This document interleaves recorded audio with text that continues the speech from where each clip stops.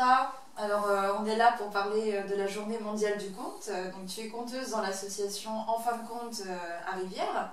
Est-ce que tu peux nous parler un petit peu de l'association? Oui, donc c'est une association qui existe depuis 2014, on a fait quelques années maintenant. On est plusieurs conteuses, plus une équipe de choc pour gérer l'administratif et tout ce qu'il y a à gérer. Et pour ma foi, on s'amuse bien, voilà. Et c'est important en fait dans le conte d'être à plusieurs finalement. C'est ce que j'ai découvert en étant dans cette association, c'est que le conte ça a l'air facile, on raconte des histoires, mais il y a du travail derrière, et quand on peut le partager, échanger des idées, des points de vue sur ce qu'on fait, ben, c'est toujours mieux. Et c'est aussi très agréable quand on intervient dans des bibliothèques ou pour des associations d'intervenir à plusieurs, parce qu'on a évidemment chacun notre style, il faut dire chacune puisque nous sommes des conteuses femmes dans cette association, mais on a chacune notre style, donc c'est bien aussi pour le public finalement d'avoir différents styles d'histoire racontés de différentes façons. Voilà. Alors justement, vous proposez quoi dans cette association? Vous allez travailler auprès de quel public? Tous les publics, c'est-à-dire qu'on va aussi bien en EHPAD, en maison de retraite, en EHPAD, que pour des associations, que chez l'habitant. Finalement, il ne faut pas oublier que le conte, au départ, c'était dans des veillées, au coin de la cheminée, donc c'est vraiment un lieu qui est très agréable pour nous. Donc chez l'habitant, on y va aussi, et bien sûr dans les bibliothèques, dans les écoles, partout on nous demande, en plein air aussi. On est allé régulièrement au château du Rivaux pour la fête de la citrouille aussi. Donc voilà, vraiment il n'y a pas de limite. On ne nous a pas encore demandé d'intervenir pour des tout petits en crèche, mais on pourrait aussi le faire. Alors toi, tu peux nous parler un petit peu de ton parcours? Ça fait depuis combien de temps que tu racontes? Ça fait quelques années maintenant, quelques années où vraiment je me suis dit maintenant j'y vais, et j'ai suivi des formations. Mais finalement c'est quelque chose qui a maturé. Je pense que ça fait des années que quelque part je raconte des histoires dans d'autres domaines. J'ai donné cours notamment de préparation à l'oral en orthophonie, et en fait je me rends compte que j'ai toujours dit aux étudiants, mais quand vous vous présentez, vous racontez votre histoire, vous racontez une histoire. Donc des histoires finalement, il y en a partout. Mais bon, ça fait quelques années, je ne sais pas, je ne peux pas compter, où je me suis vraiment dit, maintenant je passe le pas, je suis des formations, et donc j'ai rencontré différents conteurs dans différents lieux. On continue à se former bien sûr parce que c'est jamais fini. Qu'il y a toutes sortes de styles, qu'il y a un répertoire qui est immense aussi. Et voilà, donc là je m'y suis... j'ai passé le pas et je me suis mise à me préparer, à raconter, avec le plus grand plaisir, je dois dire. Alors là justement, dans la période du Covid et pour les projets à venir, est-ce que vous arrivez à faire des choses dans l'association, à vous former?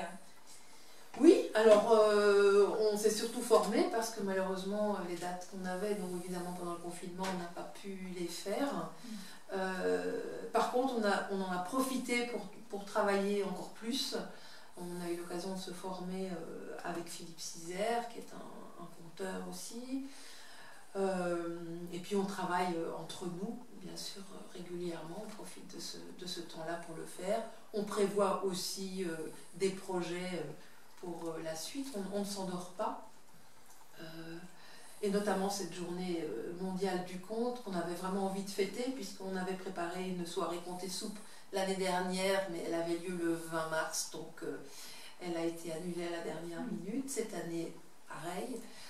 Et c'est pour ça qu'on a proposé, on s'est dit, ben, on propose quand même des vidéos. Bien sûr que c'est pas l'idéal. L'idéal pour nous, c'est d'avoir des gens, parce que le conte c'est mouvant. Enfin, je veux dire, on raconte pas une histoire fixe, ça bouge en fonction des gens qui sont en face de nous, des réactions, etc.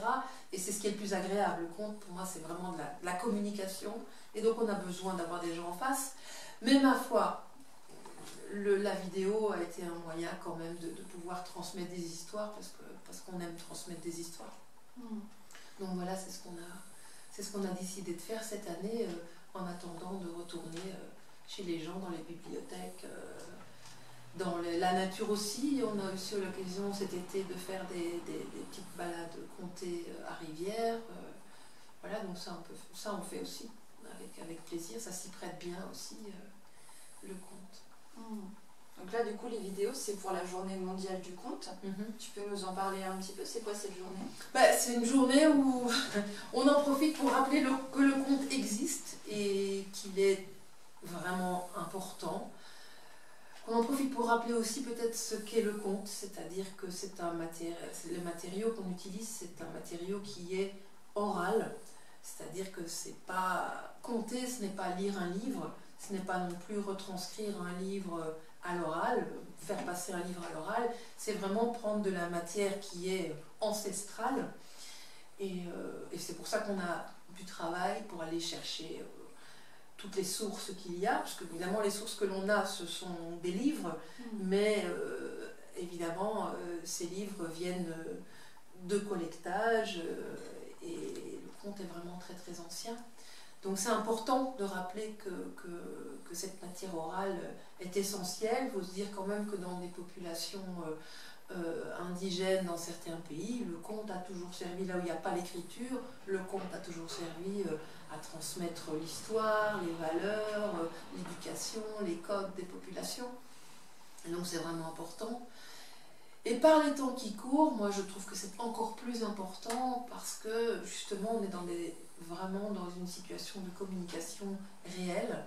On transmet, on raconte des histoires et les gens se font leurs images.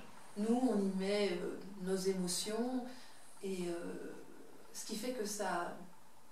On transmet avec le cœur, c'est peut-être un grand mot, mais j'aime quand même le dire. On transmet avec le cœur et les gens le prennent aussi avec le cœur.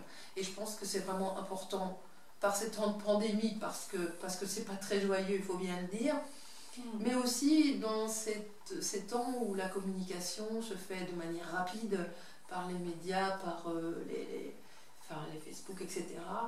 Et que la vraie communication, c'est quand même quand les gens sont face à face et qu'ils reçoivent un message direct.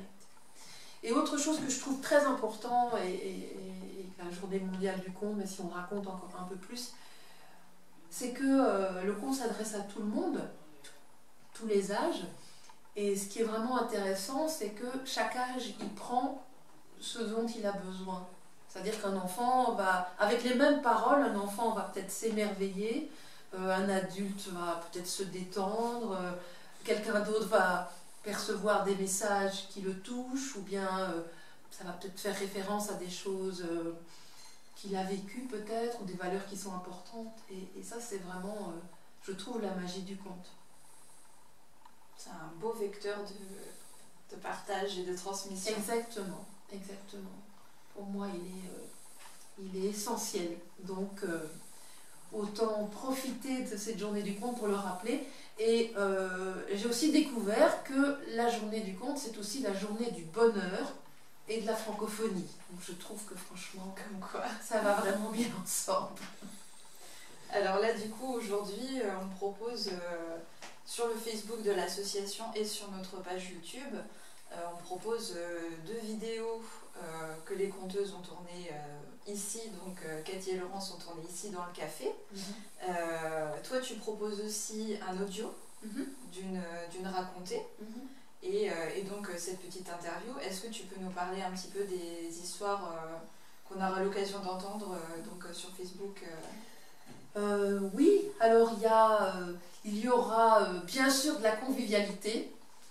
Ça va très bien avec le conte, la journée, le partage, les moments dont on a besoin maintenant. Voilà, on a très envie de se retrouver avec des amis. Je pense que c'est ce qui nous manque pas mal. Et puis il y aura de l'amour, bien sûr, et de la finesse, de l'esprit. Et puis dans mon histoire à moi, mon idiot, ça fait partie plutôt des mythes. Hein. Dans les contes, il y a toutes sortes de contes. Il y a des contes merveilleux, il y a des contes de sagesse, et puis il y a évidemment toute la mythologie, tout ce que les populations peuvent raconter depuis des temps très très anciens. Et, voilà. Donc là, ce sera pour tout public, du coup. Oui. Les 3 histoires, ce sera pour tout public. Comme je le disais tout à l'heure, voilà, c'est pour tout public, et chacun y prendra ce qu'il a envie d'y prendre.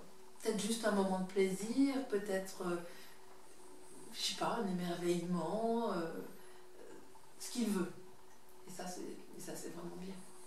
En tout cas, ce qu'on espère, nous, c'est que ça donnera envie aux gens d'entendre d'autres histoires encore et encore. Merci Sandra.